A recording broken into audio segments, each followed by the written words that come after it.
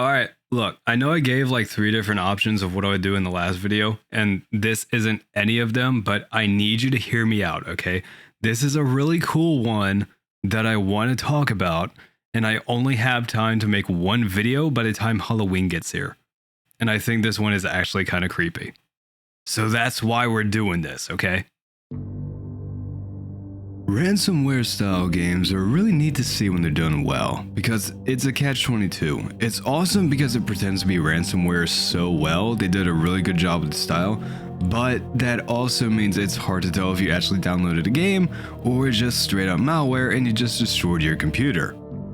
So there can be some risk, but as long as you stick to GameJolt Games and verify the uploader as a developer, you'll be fine, especially since these developers don't seem to fully understand what ransomware is, because ransomware actively holds your computer hostage by locking it down in some way, giving you a phone number to call or something to pay the scammer money to get your computer back, and a lot of times the scammer won't do that anyway and just take your money. I know, I'm nitpicking, I'll stop. So speaking of ransomware games, let's talk about what we're looking at today. FNAF 1 Remake. Now this game is exactly what its name suggests. It's a remake of FNAF 1, but not in the way you would expect. And we pick up on that right as the game launches. The character you play as is you. Not you, but in general, a FNAF fan who re-downloaded the original Five Nights at Freddy's looking to get that feeling of playing the first game for the first time again after it first came out 10 years ago. And this is where the ransomware aspect comes into play. Evidently, we went and downloaded the game from a shady-ass website rather than Steam. How can we tell? Because we get one frame of some shit that you would more than likely see from a FNAF ransomware virus. A fucked up looking Freddy with play free scary Freddy games at blacked out website.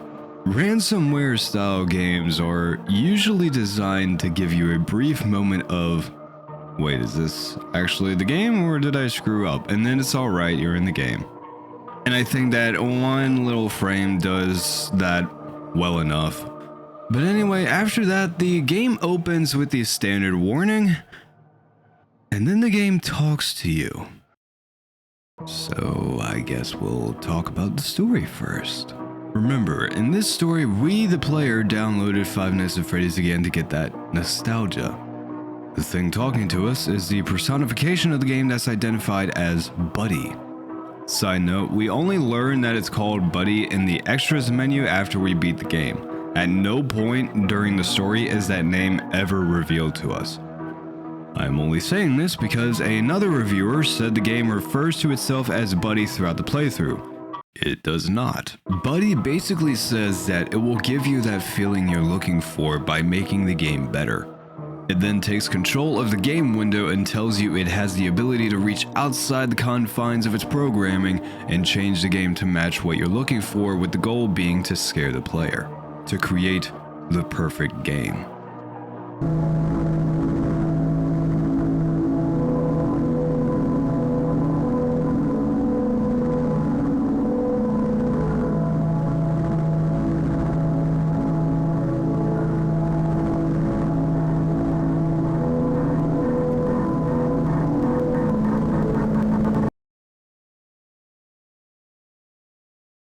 And that's your introduction, and you're brought to the game menu where we'll ignore a particular thing for the time being.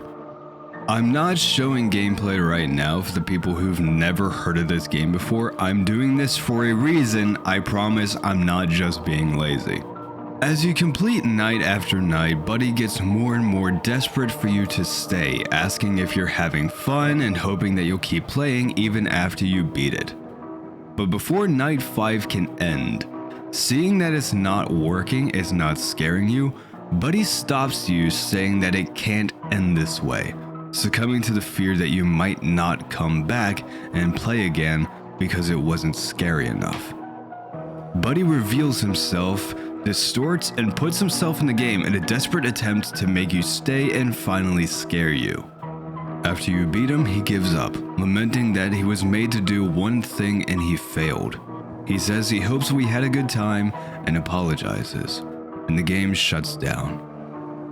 Simple story, I have absolutely no issues with it. I think it is a great metaphor for desperation.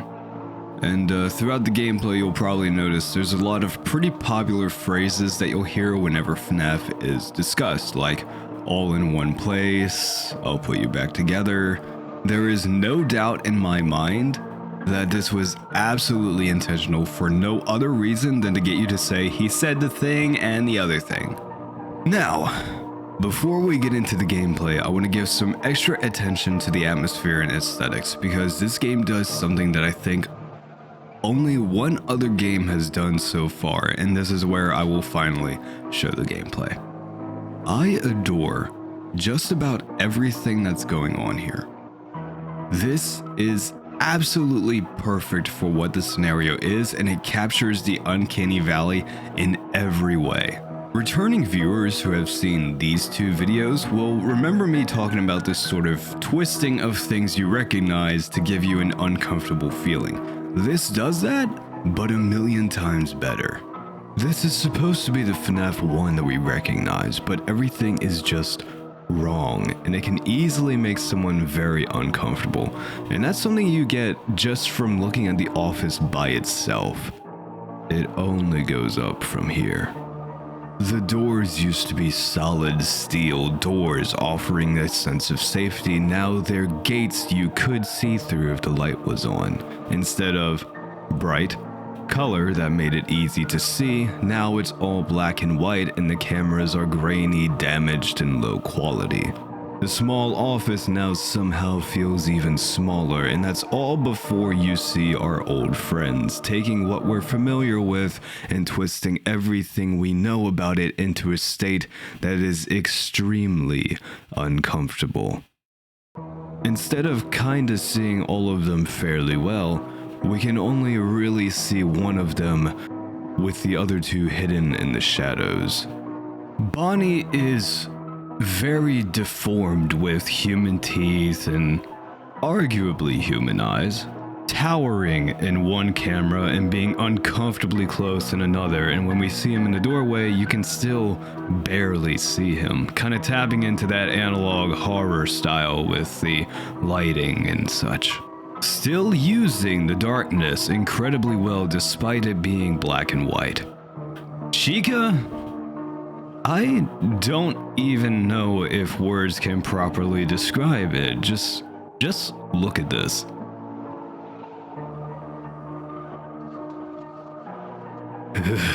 Foxy got reincarnated as a demon. He's fucking huge. He's actually slightly menacing in his frames coming out of the curtains. And Freddy is in a lot of distress, rightly so. He got no eyes.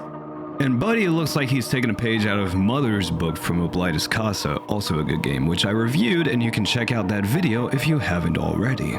In fact, that would be a perfect video to watch after this one, to keep up the Halloween spirit. And all of that combined with the background music, not knowing shit about sound and music, I can't tell you why, but I just know it adds to the whole vibe perfectly. The game gets top marks for tone and atmosphere, without question. So, what's the gameplay? The title is FNAF 1 Remake, so is it the same? Yes and no, mostly no. You do have power to maintain, so that stays the same. I'll talk about the cameras a little bit later. Starting with night 1, we're only dealing with Bonnie. He'll jump off the stage, and unlike actual FNAF, where he'll only come to your left door, he will appear at either door. Just flip on the light to see if he's there and close the door. Easy day. Night 2 adds Chica and Foxy. Chica is a little different in this game. You know what I mean. Rather than going down the right hallway and showing up at your right door, Chica can appear at either door just like Bonnie and will run from this stage to your door. If you hear the sound on the left, she'll be on the left. If you hear it on the right, she'll be on the right. Still freaky as hell, but also very simple. And when she shows up at the door, she doesn't attack right away. You can flip on the light to see if she's there and then close the door. It's pretty generous. Now, Foxy, you still need to watch him to keep him from moving too much, but rather than running at you, you will need to shock him. You can do this at any stage, but it's recommended for the earlier nights to wait until he's at his last stage. On the later nights, do what you have to, because on the later nights you will also have Freddy to deal with. But before we talk about him, there's one other thing to know about Foxy. You will hear a particular sound. When you hear this, you will need to look for his hook at the top of your screen. Just click on it and you'll be fine, but you need to be fairly quick about it. And it looks like whenever this happens, once you click on his hook, he will advance one stage. So that's something else to be wary of. Night 3 adds Freddy, and Freddy has 3 ways to attack. Technically 2. The first way, he'll teleport in your office, and this isn't really an attack, he just blocks you from looking at your camera. You just stare at him a little bit until he goes away. The second way, if you hear him laugh, you'll need to look for him on the cameras. This can be a little difficult because he hides really well. And when you find him on the cameras, you need to stay on that camera until he goes away. And this is where I'll mention the cameras because they're the other reason why this can be difficult. They have an extremely wide range of motion that is far enough to keep the animatronics off screen for a few seconds, which can make trying to find Freddy or Bonnie very frustrating. Because they could very well be on the camera that you're looking at, but you can't tell because it's facing the fucking wall rather than down the hallway, and it takes it a few seconds to pan back around. And lastly, he will make a panel come down and do some Simon Says. He'll pick 4 squares at random, and you will have to match the pattern. Night 4 is just a little bit harder, not too much to talk about there, so I will take the opportunity to mention some of these smaller things, like once you beat the nights, rather than getting a grandfathered clock chime and a cheerful yay, the time rewinds and resets, and your screen floats up and down until it stops. And as you play, you'll notice the window moves a little bit when you look left or right. It is entirely unnecessary for the game to function, but I think it kind of adds to the haunted vibe that it's got going on here. And the last thing I'll mention is Freddy's laugh. The decision to make it more distorted and more of a groan or a wheeze and just wrong, I feel really adds to the unnerving feel of the whole game, and I am glad the developer didn't just use the normal laugh. Really wonderful details. Now, Night 5 is where it gets fascinating. It is harder, but legit at like 2 a.m., just keep both doors closed and deal with Freddy and Foxy, because at about 4 a.m.,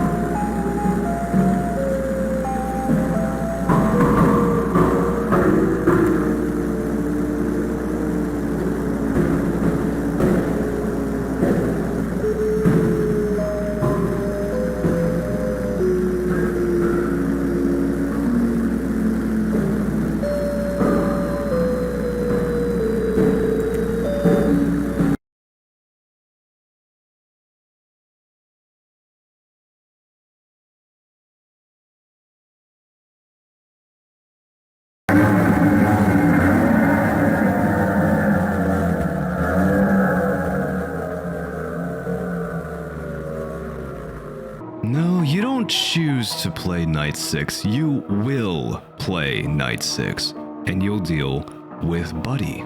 And before we talk about him, I want to say just what an awesome decision it was to animate the game window so it looks like he's trying to break out. Not too many people take the time to do stuff like that. It is fascinating. So now the office is even more distorted and you have some screens in front of you. So here's how this shit works. Buddy is a combination of Bonnie, Chica, and Freddy, so he will physically attack in two ways. The first way, he will silently come to your doors, and if you see him in your doorway, do not close the door. Keep the light on him and he will go away. The second way, he will very loudly run down one of the hallways. You have to close the gate in time, otherwise he will kill you, and if you do, he will politely knock on the gate.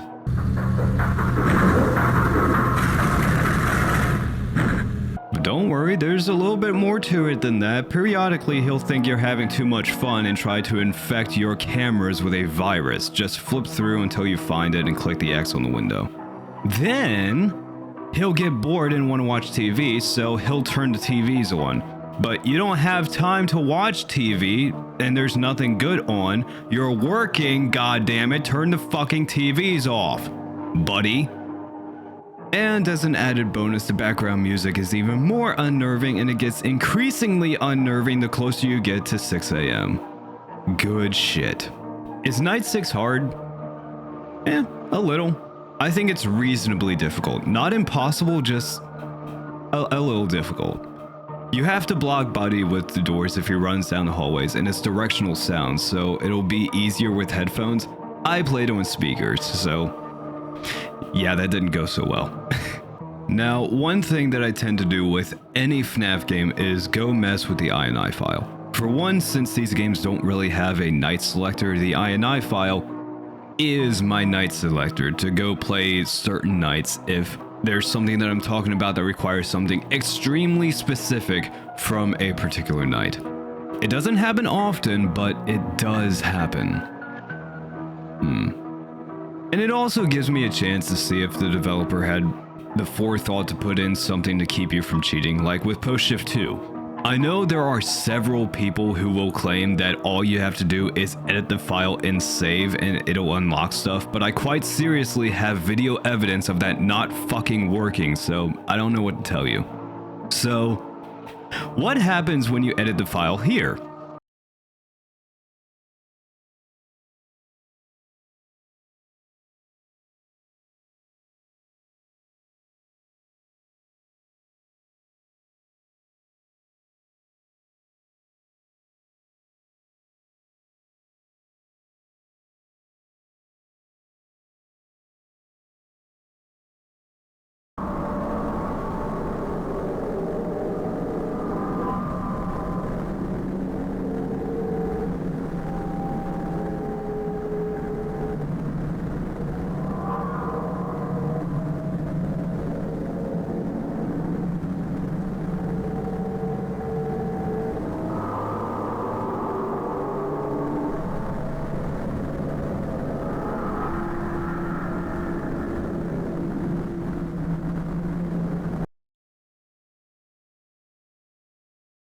So yeah, no INI editing for choosing nights for me.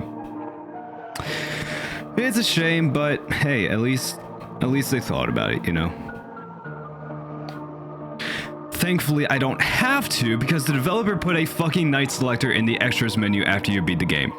Brother, what the fuck is with these fan game devs solving all of my goddamn issues? What the fuck? There is a secret ending, but I will leave that for you guys to discover for yourselves. And with all of that said, absolutely none of this is what makes the game fascinating. What makes it fascinating is that this entire fucking game was made as one big April Fool's joke. And man, thank God it was all a joke, and even better, not $5, cause as we all know, if a game can be beaten in about an hour, it's not worth $5. If a game comes out in 2 months and it's made by 2 people, it's not worth $5. If the game is so short that it could be refunded after completing it, then it shouldn't really be sold on Steam for such a high price in the first place. There's a method to my madness. But that's all from me for today. Now, originally I was looking at doing candies next, but there's one that immediately caught my interest as I was writing for this video. This isn't a remake, it's an amplification. If you didn't enjoy the broken brilliance of the original FNAF 1, you probably won't like this either. We didn't fix it, we made it even more.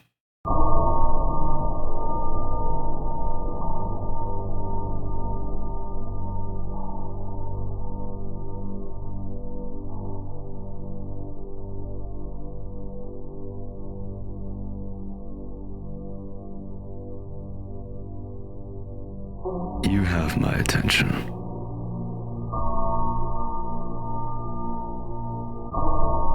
And happy Halloween.